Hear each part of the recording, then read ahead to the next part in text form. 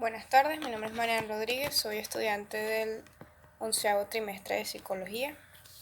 Este video es para explicar la segunda unidad de la asignatura Psicología Escolar, en la cual vamos a desglosar tres contenidos. Uno de ellos son las relaciones entre las teorías de aprendizaje y las teorías educativas, qué relación puede haber o diferencia una de la otra, y los tipos de conocimientos que conocemos que son cognitivos, psicomotriz y afectivos. Y cuáles son esos procesos cognitivos que están presentes durante el aprendizaje. Existen diferentes maneras de ver y estudiar los procesos de aprendizaje. A lo largo de la historia, los profesionales que han estudiado cómo aprendemos han ido elaborando diferentes modelos de aprendizaje, con el propósito de entender los mecanismos y procesos que seguimos, utilizando dichos modelos para intentar mejorar el mismo sistema educativo. Primero debemos reconocer qué es lo que significa aprender, cuál es la definición de ella. Decimos que aprender es la acción a través de la cual uno adquiere algún tipo de información o datos del medio a través de diferentes vías. También hay que tener en cuenta que aunque generalmente identificamos el aprendizaje con el sistema educativo, aprender y educar no son conceptos que se enlazan por completo. Si bien en la educación se pretende que alguien aprenda, el hecho de aprender puede darse sin la experiencia de dicha intención. Se puede aprender, por ejemplo, a través de la exposición a modelos parentales de manera vicaria, a través de la observación o incluso en base a aspectos biológicos o innatos como ocurre en la cuestión de la impronta. Voy a especificar cuáles son los principales modelos de aprendizaje. Vamos a comenzar con el modelo conductual o conductista, el cual propone que el aprendizaje se consigue a través de la asociación de estímulos o la asociación entre estímulos. Este considera la mente como producto de la acción y la asociación. Dentro de esos modelos conductistas podemos encontrar tres modelos especialmente destacables. De hecho, el propio ser no es más que un receptor pasivo de la información. Podemos conseguir dentro de los conductistas al condicionamiento clásico. Propone que aprendemos a través de la asociación entre estímulos que nos generan una reacción o respuesta y estímulos neutros.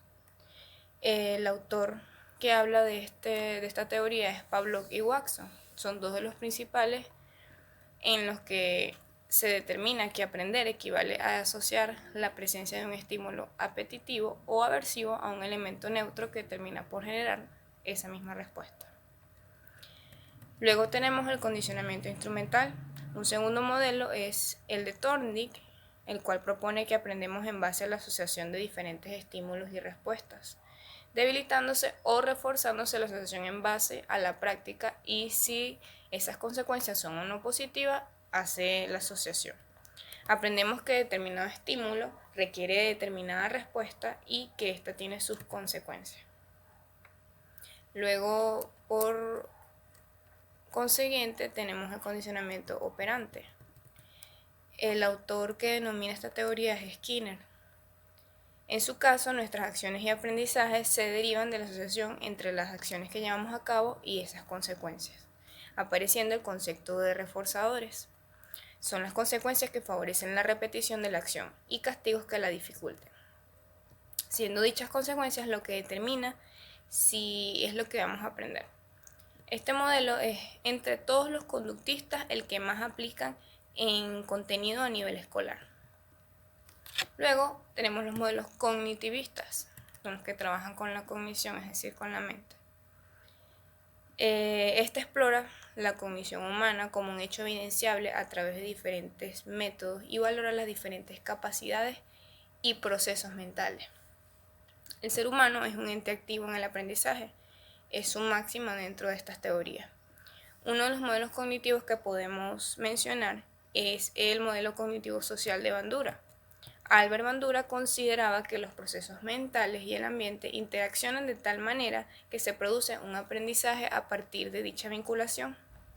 Para este autor, el aprendizaje es eminentemente social.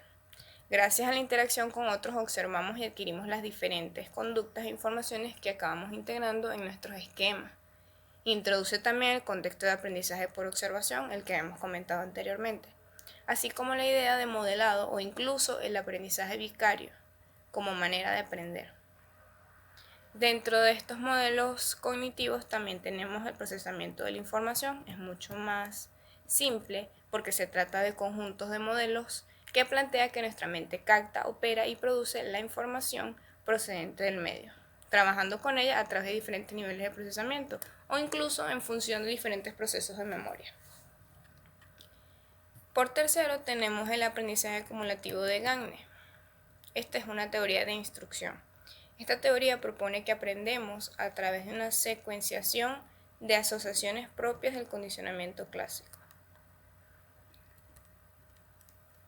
Luego tenemos los modelos constructivistas. Son uno de los modelos que más se usan también dentro de las unidades educativas. Estas toman en cuenta los procesos, tales como la capacidad de vincular lo nuevo con lo previamente aprendido, el papel de la motivación y la propia voluntad del sujeto por aprender. Es por ello que surge el constructivismo, centrado en que la actitud del aprendiz y la capacidad de hacer que lo que se va a aprender sea significativo para esa persona es un elemento fundamental durante el aprendizaje. Es el constructivismo en el propio aprendiz quien construye el conocimiento que éste aprende, en base a la información exterior, sus propias capacidades y las ayudas que proporcionen en el entorno. Este es el tipo de modelo que más prevalencia tiene en estos últimos tiempos. Luego, dentro de los modelos constructivistas tenemos también la teoría de aprendizaje de Piaget, que se basa en esquemas cognitivos. Ante la llegada de novedades, nuestros esquemas van a tener que adaptarse o bien ampliándose para incorporar al esquema previo la nueva información. Eso es un proceso conocido como asimilación, o bien modificarse el caso de que esta dicha información contradiga los esquemas pasados, permitiendo la acomodación de los nuevos datos. También tenemos la teoría sociocultural de Vygotsky. Se caracteriza por valorar la importancia de otorgar un apoyo ajustado y adaptado al menor con el fin de que puedan aprender. Sería la diferencia entonces el que el sujeto puede hacer y lo que podría hacer con suficiente ayuda, que es lo que se le llama zona de desarrollo próximo, el punto en el que esta educación formal debería centrarse. Este modelo considera fundamentalmente la idea de andamiaje, en la que el apoyo temporal de docentes, familiares o compañeros nos va a permitir construir nuestro conocimiento de un modo que no lograríamos por nosotros mismos, a pesar de tener potencial para alcanzarlo. También tenemos la asimilación del aprendizaje significativo, que es del autor Ausubel. Esta valora la existencia del aprendizaje por recepción, en la que el aprendiz adquiere información por la que le es dada, y de aprendizaje por descubrimiento, en la que el propio sujeto investiga, aprende en función de sus intereses. En relación a esto también distingue este aprendizaje mecánico repetitivo y el aprendizaje significativo que ya hemos mencionado. En cuanto a las teorías educativas, en la relación que puedan tener con estas teorías de aprendizajes, es que es una subdisciplina que se encarga de profundizar el aprendizaje y en los métodos educativos más idóneos para que los estudiantes puedan desarrollar sus habilidades cognitivas, en apoyo una con la otra. En cuanto a la psicología educativa, es reverente que se encarga de estudiar las formas en que se lleva a cabo el aprendizaje humano, especialmente en el contexto de los centros educativos. Durante el contexto escolar, la psicología educativa investiga los mejores métodos y planes de estudio. Existen otros constructores teóricos que también han aportado grandes conocimientos al ámbito de la psicología educativa, por ejemplo, la teoría de desarrollo moral de Lawrence Kohlberg y el modelo de desarrollo infantil propuesto por Rudolf Steiner.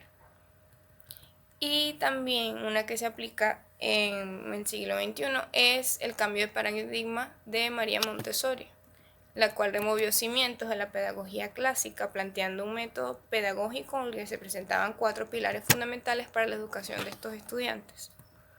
Los 4 pilares en que se basa cualquier proceso de aprendizaje son el adulto, la mente del estudiante, el ambiente de aprendizaje y los periodos sensibles por los que atraviesa el estudiante, en los que el niño está más receptivo a aprender nuevos conocimientos o habilidades. Sirve también para tratar de potenciar el desarrollo y el aprendizaje de cada uno de ellos, reflejándose en ellos la inteligencia, la motivación, la creatividad y las habilidades comunicativas, entre otros aspectos. Los tipos de conocimiento que conocemos son cognitivo, psicomotriz y afectivo. Eso es lo que le llamamos una taxonomía del aprendizaje. En la dimensión afectiva es una persona que reacciona emocionalmente y su habilidad para sentir el dolor o alegría de otro ser viviente. Los objetivos afectivos apuntan típicamente a la conciencia y crecimiento en la actitud, emoción y sentimientos de la persona. También está la dimensión psicomotora, que es básicamente la manipulación física o una herramienta o de un instrumento con la mano. Esos son objetivos de dominio psicomotor que generalmente apuntan en el cambio desarrollado en la conducta o las habilidades de la persona. Dentro de ellas se incluyen lo que es la percepción, disposición, el mecanismo, la respuesta compleja, la adaptación y la creación. Luego tenemos lo que es la dimensión cognitiva, que es la habilidad para pensar sobre esos objetos de estudio. Los objetivos de este nivel giran en torno al conocimiento y la comprensión de cualquier tema dado. Algunos de los procesos cognitivos para el aprendizaje que podemos mencionar, de acuerdo a todo lo que se ha estado explicando, es la percepción, la atención, la memoria, la inteligencia, el pensamiento y el lenguaje. ¿Por qué? Porque en la psicología cognitiva concibe que la cognición es el estudio de esos procesos mentales, tales como los que ya mencioné. Es el primer conocimiento de una cosa por medio de las impresiones que comunican los sentidos, que es lo primero que hace el ser humano, que es percibir. Luego está la atención, que es ese proceso conductual y cognitivo de concentración selectiva en un aspecto discreto de la información, ya sea considerada subjetiva u objetiva. También está la memoria, que es la función sola del cerebro que permite al organismo codificar, almacenar y recuperar esa información del pasado. La inteligencia, que se ha definido de muchísimas maneras, incluyendo la capacidad de lógica, comprensión, autoconciencia, aprendizaje y el conocimiento emocional. La planificación, creatividad y pensamiento crítico y resolución de problemas se le atribuye a el concepto de inteligencia. También tenemos el pensamiento, que es la actividad de creación de la mente. Es esta que dice todo aquello que es traído a través de la existencia mediante la actividad del intelecto.